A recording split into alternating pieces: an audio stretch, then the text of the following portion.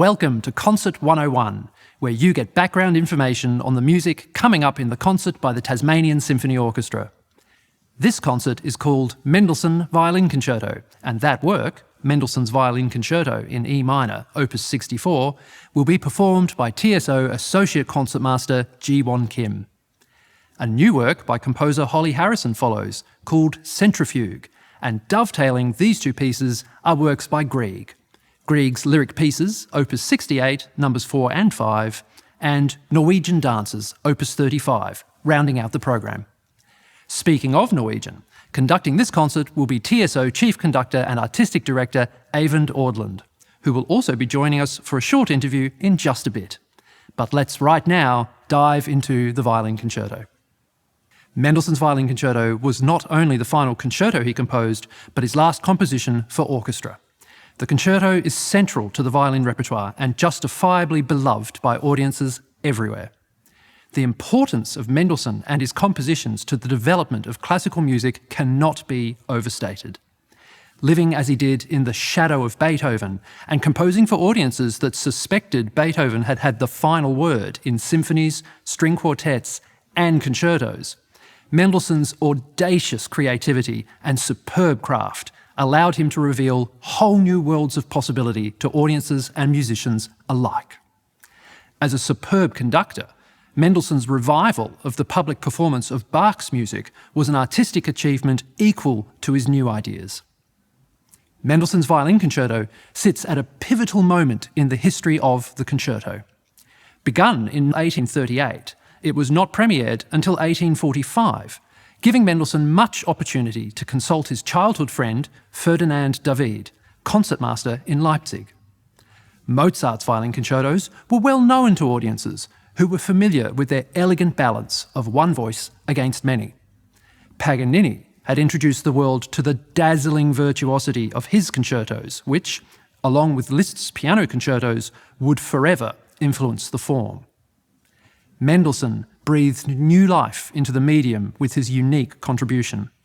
His violin concerto has no standard introduction, and the soloist launches immediately into its lyrical theme. In almost all previous concertos, it is the orchestra who introduces themes and prepares the first solo passage, but Mendelssohn reverses these roles, with the soloist leading us to the first big orchestral tutti. The beautiful second theme is played by a wind chorale over a pedal note on the violin's lowest string. The cadenza, fully written out by Mendelssohn, is not positioned near the end of the movement, but rather leads to the return of the thematic material after the central development section of the movement. When the familiar themes return, a point in a movement often referred to as the recapitulation, they are all in the orchestra and accompanied by the soloist. These are some of the contributing factors that give Mendelssohn's Violin Concerto its special character. Neither a conversation of one voice against many, nor a showcase for a virtuoso, but a collaboration of soloist and orchestra with a unified musical vision. The work is constructed with the first movement flowing into the second without break, and the same possibility for the third movement. The second movement is built on one of Mendelssohn's most radiantly beautiful themes, and the third crackles with rhythmic energy and Mendelssohn's signature elfin lightness. Since Holly Harrison participated in the TSO's Australian Composers School in 2018, the orchestra has enjoyed a developing relationship with Holly and her music. It is always exciting to learn and perform a work never heard before, particularly when it's music that you know will speak directly of our time and place. We will hear it in this moment for the first time, and, with good curation and a little luck, it will speak of this time to audiences of the future that we will never know. Holly's music is spiced with modern and compelling rhythms, brought to life with vivid colours through clever and insightful combinations of instruments. We are delighted to be part of the journey of her music and excited about future chapters. Edvard Grieg composed no towering symphonies nor Herculean operas. He has no cycle of chamber music that defines his career and was never the author of a musical revolution. Tchaikovsky described him in his early 40s as small, middle-aged, and of sickly appearance. Yet Grieg's music is known, loved, and celebrated anywhere you can find an orchestra or a piano. Grieg described himself as an artist who wanted to build dwellings for men in which they might feel happy and at home, rather than Beethovian temples and cathedrals. Tchaikovsky also said of him, his sky-blue eyes were irresistibly charming and reminded me of the gaze of an innocent child.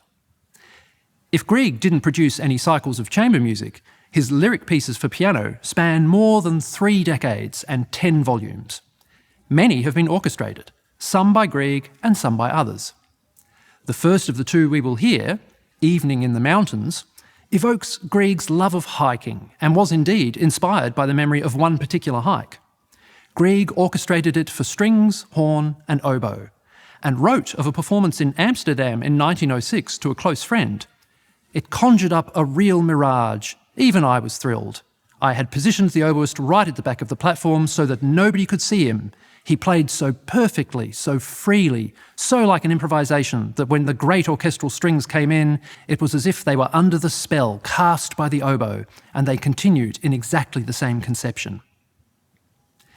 Living in the reign of recorded music and the internet, as we do, it is seldom easy to imagine how difficult it was for music lovers of earlier days to hear orchestras.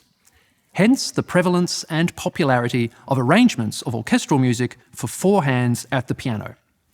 Grieg's Norwegian dances began their life in this medium, and it wasn't Grieg who orchestrated them, but the Czech violinist Hans Zitt. Like so many of Grieg's other works, this orchestration was instantly well received and has remained popular ever since. Throughout his life, Grieg was in demand to perform and conduct his own music. He performed for kings and earned honorary doctorates from prestigious institutions, but never lost his love of Norwegian scenery, history, folk music, and poetry. Such was the inspiration for his music from beginning to end.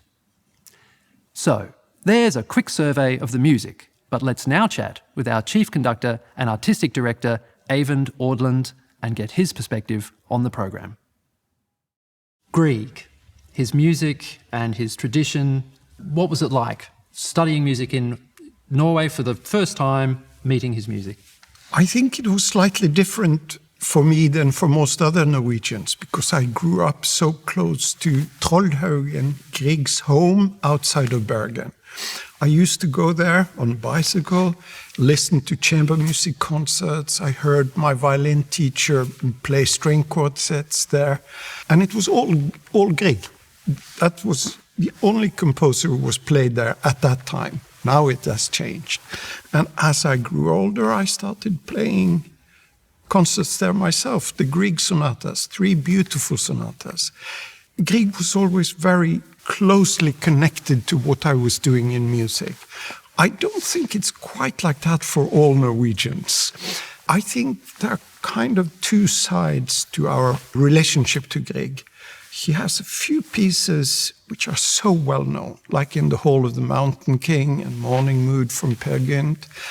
So sometimes I'm not sure that we quite take him seriously as a composer. Okay, we have some big celebrations, of course we play Grieg, but often I wonder how much we understand and really appreciate what a great composer he is. Also in my life, it was later in my life when I recorded all his orchestral music that I studied a broad spectrum of what he has written.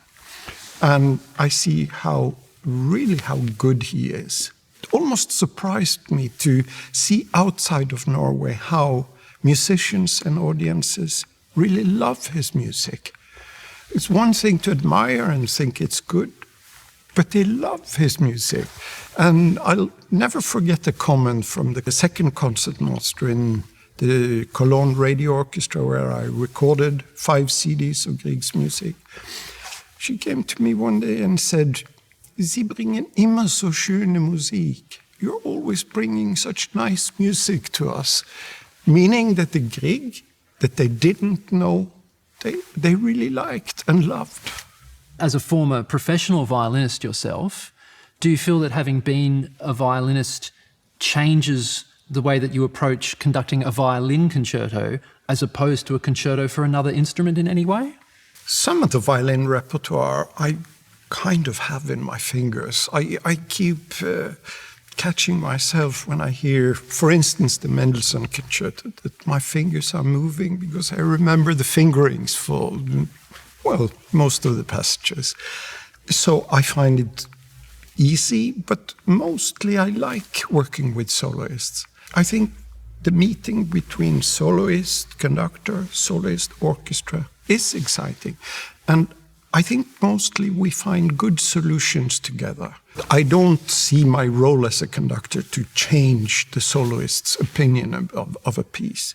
I want to work with the soloist and put a little bit of my own spice in the mix. And usually it's great fun. Of course, you have to respond to what you get from the soloist, but that's similar also to working with an orchestra. I cannot come with a version that is absolutely set in stone. I have to react to what an orchestra gives me. And that's what makes our rehearsal situation a living thing. And challenging, but super exciting. Wonderful. I'm certainly looking forward to it. What I'm also looking forward to is the premiere of Holly's new work. Could you tell us a little bit about preparing a work that's never been heard before so that there's no tradition in place or no other interpretation to look to? I think I approach it in a very similar way to, let's say, a Tchaikovsky symphony. I open the score, I look at the information from the composer. What tempo, where does the ritenuto start, where do the crescendi start? Try to understand the structure. It's dangerous for an interpreter to go in and try to put one's own stamp on it. It has to come from the score, from the music itself. I had a teacher who used to say, "I don't make the music makes me." And I think if we can manage to connect to the potential in a score and kind of forget ourselves, forget our egos, then we have a possibility of being free and, in the best of moments, making something unique. It seems like a contradiction, but there is so much energy, potent energy in a good score.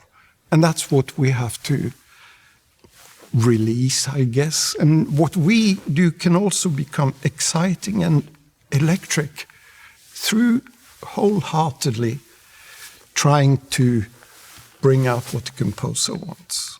And I think this is the 5th work by Holly that we are premiering.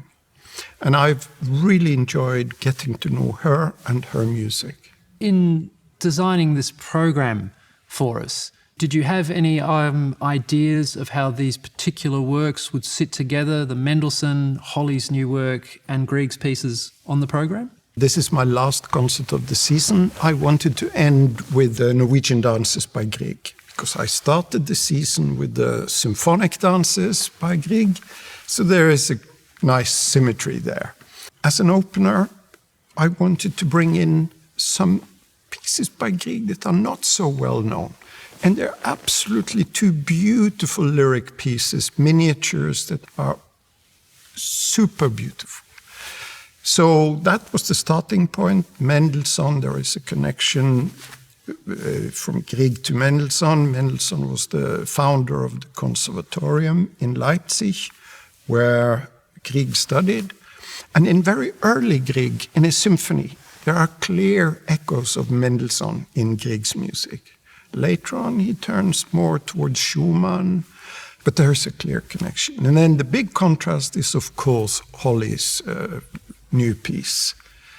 And I'm really looking forward to doing this concert. And we're very much looking forward to hearing it. And as the musicians, of course, we're very much looking forward to working with you on it. Thank you very much for your insights, Eivind. And thank you, ladies and gentlemen, for joining us for Concert 101. And we look forward to seeing you next time.